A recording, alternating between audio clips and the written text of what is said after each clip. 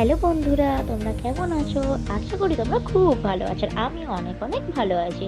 ঘুরে বেড়াই মন খুলে আমাদের নিউ ইউটিউব চ্যানেলে স্বাগত জানাই। তোমরা আমাদের সাপোর্ট করো বন্ধুরা। প্লিজ ভিডিওটি ভালো লাগলে like, comment, share and subscribe করে দিও। আমরা চলে এসেছি আজ খিদিরপুরের কিছু পুরনো এবং নতুন মন্দিরের এক্সপ্লোর করতে। তাহলে চলো বেশি কথা না বলে তোমাদের মন্দিরটি আমরা ঘুরে দেখাই। 1781 সালে এই মন্দিরটির প্রতিষ্ঠা হয়। মন্দির লাগোয়া পুকুর চত্বরে 6টি দেবদেবীর মন্দির এবং জয়নারায়ণ ঘোষালের সমাধি মন্দির রয়েছে। এখানে দুই মন্দিরের মাঝখানে কালো কষ্টি পাথরের তৈরি নন্দী মহারাজের অবস্থান রয়েছে। এই শিব মন্দিরের মহাদেবের নাম রক্ত কমলেশ্বর মহাদেব, যা 18 ফুট উচ্চতার কষ্টি পাথরের শিবলিঙ্গ নির্মিত, এবং অপরটি কৃষ্ণচন্দ্রেশ্বর, যার উচ্চতা 11 ফুট। মন্দিরের প্রবেশদ্বার থেকে আমরা ভিতরে এসে দেখলাম একটি চূড়া বিশিষ্ট একই রকমের দুটি শিব মন্দির রয়েছে।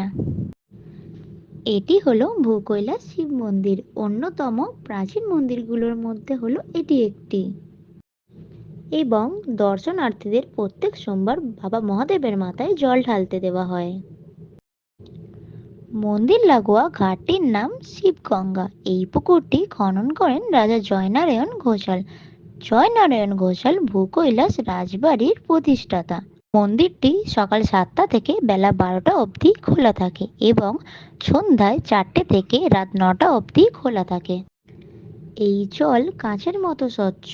এই জল দিয়ে মন্দিরের যে কোনো পুজোর কাজ করা হয়।